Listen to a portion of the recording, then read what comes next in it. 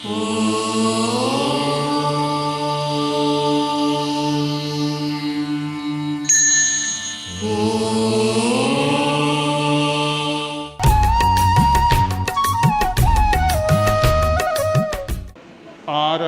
वाङ्मय में कहा गया है, बलम थामम च पेहाए श्रद्धा मारोगमप्पणो खित्तम कालम च बिन्नाय तह पाणम निजुंजय। आश्रय।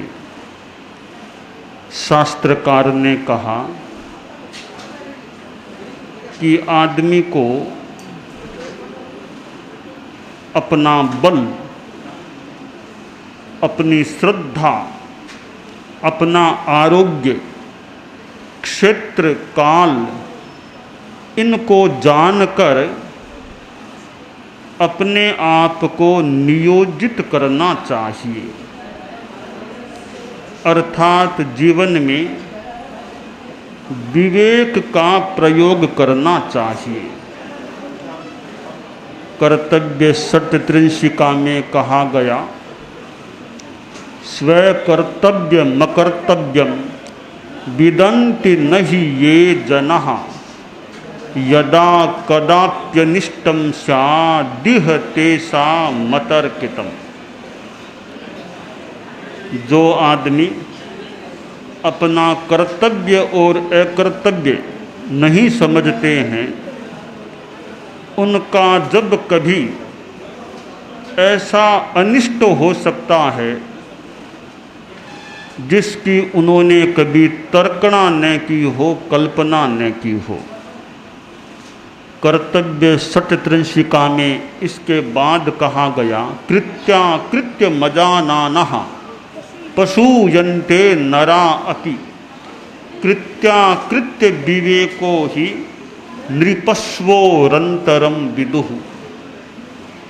कर्तव्य और अकर्तव्य को नहीं जानने वाले लोग मनुष्य होते हुए भी पशु के समान आचरण करते हैं, क्योंकि पशु और आदमी में यह विवेक का कुछ अंतर संभव है। हालांकि पशुओं में भी कुछ ज्ञान तो होता ही होगा, फिर भी मनुष्य जाति की तुलना में पशु जाति में ज्ञान कम होता है।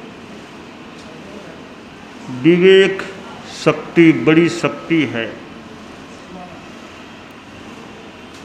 हंस विवेक, हंस मनीषा, हंस में विवेक होता है।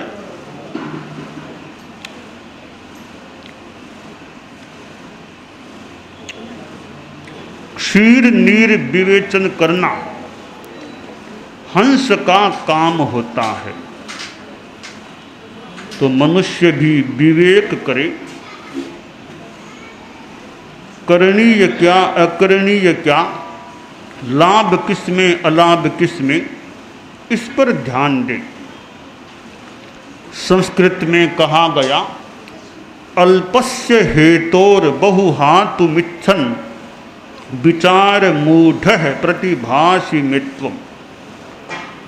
थोड़े के लिए बहुत को छोड़ देना आदमी की विचार मूढ़ता होती है। तो थोड़े लाभ के लिए बहुत नुकसान उठाने का प्रयास आदमी को नहीं करना चाहिए। विवेके धम्म माहिए, विवेक धर्म कहा गया है। एक बार एक धर्माचार्य एक गांव में पधारे। धर्माचार्य के पास दुखी लोग भी आते हैं, सुखी लोग भी आते हैं। एक दुखी आदमी आ गया, अंधा था। किसी के साथ वह आया, गिड़गिड़ाते हुए बोला कि गुरुजी बड़ा दुखी हूँ, जन्म से मैं अंधा हूँ, आप मुझे वरदान दें, आशीर्वाद दें, मेरे नेत्र उद्घाटित हो जाएं मैं दुनिया को देखने लग जाऊं। धर्माचार्य वर ने दया उड़ेलते हुए कहा कि ठीक है, तुम थोड़े ही दिनों में देखने लग जाओगे। वैसा ही हुआ। मुश्किल से 1 सप्ताह बीता होगा, उस अंधे आदमी की आंखें खुल गईं और वह दुनिया को अच्छी तरह देखने लगा। ज़्यादा बात हो नहीं सकी, वह आदमी चला गया था, आंखें खुल गई थी। कुछ दिनों के बाद धर्माचार्य जा रहे थे, उनका ध्यान गया कि एक आदमी आगे आगे जा रहा है, वह वेश्या के पीछे जा रहा है। गुरुजी ने उस आदमी को आवाज देकर के रुकने के लिए कहा। वह आदमी रुका तो धर्माचार्य वर ने फरमाया कि तुम तो वही हो ना जिसको मैंने अंधत्व निवारित कर आंखें प्रदान की थी। कहा गुरुजी मैं वो ही हूँ, आपकी कृपा हुई, आपने वरदान दिया, मेरी आंखें खुल गई। तो गुरुजी ने कहा रे मैंने तुम्हारी आंखें इसलिए खोली थी क्या कि तुम वेश्या के पीछे जाओ। वह आदमी बोला कि गुरुजी यह कमी मेरी है या आपकी है? कमी यूं तो मेरी, पर कमी आपकी भी है कि आपने दया करके मेरी ये आंखें तो खोल दी, ऊपर की स्थूल आंखें तो खोल दी, मेरी भीतर की आंख आपने नहीं खोली। ऊपर की आंखें खोलने के साथ मेरी भीतर की आंखें भी आप खोल देते तो मैं ऐसा काम कभी नहीं करता। विवेक एक तीसरा नेत्र या विशेष नेत्र है। संस्कृत में कहा गया एको ही चक्षुरमलम सहजो विवेक है तद्वद्भिरेव सह संवसतिर्द्वितीयम् एतद्वयं भुवि च कास्ति न यस्य सौन्धः तस्यापमार्गगमने खलु कोपराधः। कवि ने कहा कि निर्मल विवेक एक चक्षु है और दूसरा चक्षु है कि स्वयं के पास विवेक नहीं, पर विवेकवान जो लोग हैं उनके पास रहना, उनकी बात मान लेना, यह दूसरा नेत्र है। जिस आदमी के पास न तो स्वयं का विवेक नेत्र है और न वह विवेकशीलों की बात मानता है, उनके पास रहता है, ये दोनों आंखें जिसके पास नहीं हैं वह दुनिया में अंधा आदमी है। और वह बेचारा अपमार्ग में जाए तो क्या दोष की बात है, क्योंकि उसके पास विवेक है ही नहीं, विवेक नहीं है। आचार्य भिक्षु जैन श्वेतांबर तेरा पंथ के प्रथम आचार्य थे और उनके पास अपना बुद्धि वैभव या प्रज्ञा वैभव था। वे किस प्रकार तत्व को समझाने का प्रयास करते थे, बात को समझाने का प्रयत्न करते थे। एक गांव में आचार्य भिक्षु पधारे। साधुओं को पानी चाहिए था, प्राशुक पानी मिले तब काम हो। एक घर में संत गए, एक बहिन वहाँ थी, उसके पास प्राशुक पानी जैसे कोई धोवन का सा पानी था। संतों ने कहा यह पानी हमको दे दोगी? कहा आपको नहीं दूंगी यह पानी। क्यों? कि ऐसा गंदा पानी आपको दूंगी तो मुझे भी अगले जन्म में गंदा पानी पीने को मिलेगा, इसलिए गंदा पानी आपको नहीं दूंगी। संतों को वो ही पानी चाहिए था क्योंकि प्राशुक अचित पानी वो ही लग रहा था। उसने कहा मैं ऐसा गंदा पानी नहीं दे सकती आपको। संत लौट गए, आचार्य भिक्षु के पास आए, बोले कि गुरुदेव पानी ये घर में है तो सही, पर वह बाई है वो पानी देने से इनकार हो रही है कि गंदा पानी दूं तो मुझे भी गंदा पानी पीने को मिलेगा अगले जन्म में, इसलिए यह पानी आपको नहीं दे सकती। संभवतः स्वयं आचार्य भिक्षु उसके घर पधारे और कहा क्यों भाई पानी है क्या? पानी तो है महाराज, पर यह पानी आपको नहीं दूंगी मैं, गंदा पानी ये नहीं दूंगी। क्यों? कि ये गंदा पानी दूंगी तो मुझे भी अगले जन्म में गंदा पानी मिलेगा पीने के लिए, जैसी करनी वैसी भरनी आप लोग कहा करते हैं, तो मैं नहीं दूंगी ये पानी। अब आचार्य भिक्षु कैसे उसका विवेक मानो खोलने का प्रयास करते हैं, विवेक नेत्र का। देखो तुम्हारे गाय है क्या? गाय तो है, घर में गाय है, तुम गाय को क्या खिलाती हो? गाय को तो घास फूस चारा खिलाती हो। गाय बदले में तुमको क्या देती है? गाय तो सफ़ेद दूध देती है। तुम खिलाती तो घास फूस चारा, पाती हो दूध, ऐसा कैसे हो गया? देती घास लेती दूध, ऐसा तो होता है कि जैसे तुम गाय को घास फूस खिला करके दूध प्राप्त करती हो, वैसे ही तुम संतों को यह गंदा पानी भी दोगी ना, तुमको तो अच्छा फल मिलेगा इसका। इतने में बात समझ में आ गई बहन के, वह पानी बहराने को तैयार हो गई। तो दुनिया में बोध देने वाला मिल जाए, समझाने वाला मिल जाए, तो कितने साधारण आदमी भी उद्धार की दिशा में, सत्कर्म की दिशा में आगे बढ़ सकते हैं। तो विवेक नेत्र जो खोल दे, अज्ञान तिमिरांधाना ज्ञानांजन शलाकया चक्षुरुन्मीलितं येन तस्मै श्री गुरवे नमः।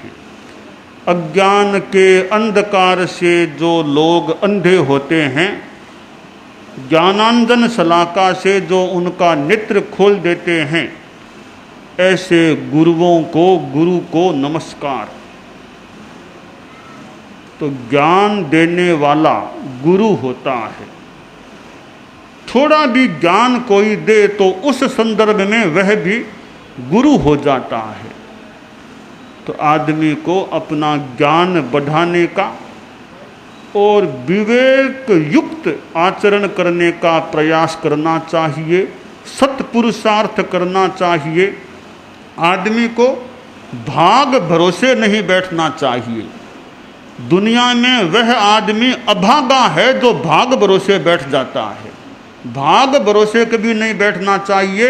आदमी को विवेक पूर्ण सत्पुरुषार्थ करने का प्रयास करना चाहिए। भाग्यवाद भी है दुनिया में, पर भाग्य भी पुरुषार्थ से जुड़ा हुआ है। भाग्य तो है वैसा है, उसकी हम चिंता क्यों करें?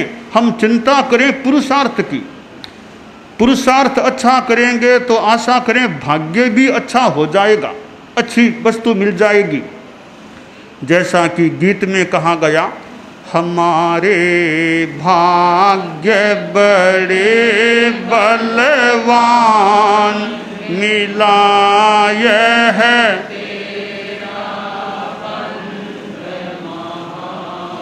हमारे भाग्य बड़े बलवान मिला यह है,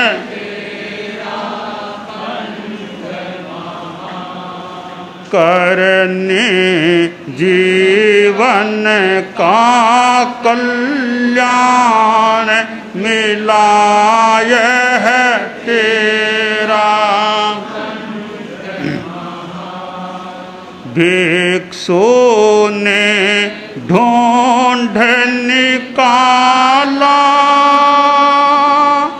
कैसा अमृतमय प्याला, भिक्षु ने ढूंढ निकाला कैसा अमृतमय,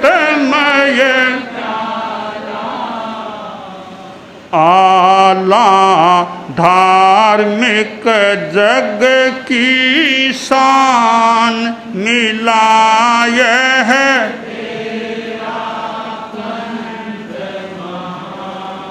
आला धार्मिक जग की शान मिलाय है,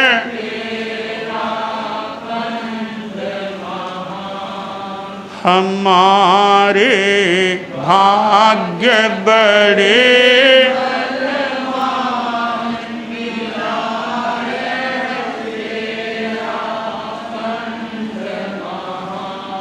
करने जीवन का कल्याण मिलाय है,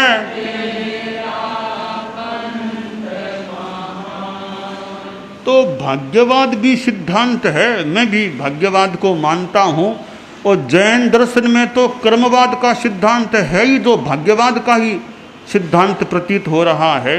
परंतु भाग भरोसे बैठना अच्छा नहीं है। बैठना पुरुषार्थ के भरोसे चाहिए, आदमी को पुरुषार्थ करना चाहिए।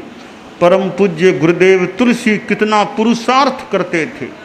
परम पूज्य आचार्य महाप्रज्ञ जी ज्ञान में कितना परिश्रम करते थे। तो मनुष्य को अपने जीवन में पुरुषार्थवादी होना चाहिए, विवेक पूर्ण सम्यक पुरुषार्थ करना चाहिए। पुरुषार्थ के साथ विवेक और सम्यक दो विशेषण लग जाएं तो पुरुषार्थ अच्छा हो सकता है। एक आदमी 20 जगह छोटे छोटे गड्ढे खोद देता है, पानी क्या मिलेगा? एक आदमी एक ही जगह गहरा गड्ढा खोदे तो कुछ पानी निकल सकता है। तो 20 जगह छोटे छोटे गड्ढे खोदने की अपेक्षा एक जगह गहराई से खोदा जाए तो कुछ मिल सकता है। तो पुरुषार्थ करें तो विवेक पूर्ण सम्यक पुरुषार्थ करें, ताकि पुरुषार्थ की कोई अच्छी निष्पत्ति सामने आ सके। आदमी को काम वैसा करना चाहिए जो निष्पत्ति परक हो, परिणामदायी हो, रिजल्ट ओरिएंटेड हो। ऐसा काम आदमी करता है, उस काम का महत्व है। जिसके पीछे कोई योजना नहीं, चिंतन नहीं, प्रज्ञा नहीं, ऐसा बेमतलब का पुरुषार्थ हो जाए, उससे तो कितना क्या मिल सकता है। इसलिए पुरुषार्थ के पीछे विजन होना चाहिए, दृष्टि होनी चाहिए, विवेक होना चाहिए। विवेक के आधार पर जो पुरुषार्थ होता है, योजनाबद्ध कार्य होता है, तो उसका कुछ अच्छा रिजल्ट आने का भी एक क्रम बन सकता है। तो हमारे जीवन में विवेक का बड़ा महत्व है। हम विवेक से काम करने का प्रयास करें, और बात भले कम करें, काम आदमी ज़्यादा करे। बात कम अधिक श्रम, बात कम अधिक श्रम। बातें बिना मतलब बड़ी बड़ी नहीं बना करके काम अच्छा करना चाहिए। केवल आदमी बातें बनाता रहे और करता कुछ नहीं है, तो कोरी बातों से तो बड़े थोड़े ही बनते हैं। सोचता समझता तो कहता सही है, सोचता समझता तो कहता, पर करने कराने को कुछ भी नहीं है। हाँ, कुछ भी। केवल किस काम की है बातें बड़ी, केवल किस काम की है बातें बड़ी।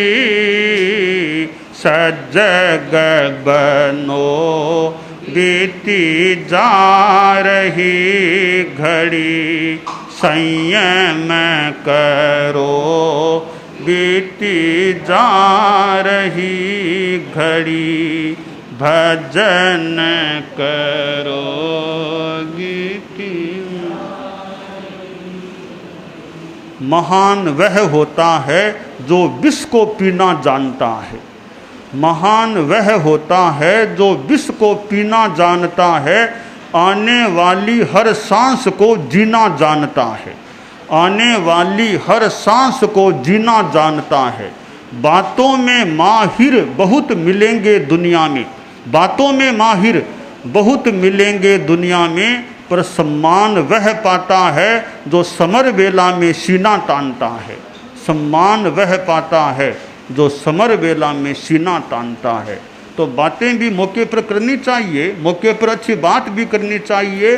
तो बात भी कोई काम की हो तब हो, बेकार की बातों से बच करके आदमी कोई अच्छा श्रम करे, अच्छा काम करे।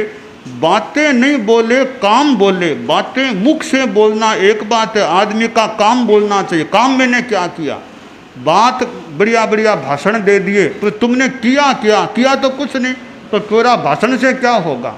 तो कोरे भाषण से पेट नहीं भरता।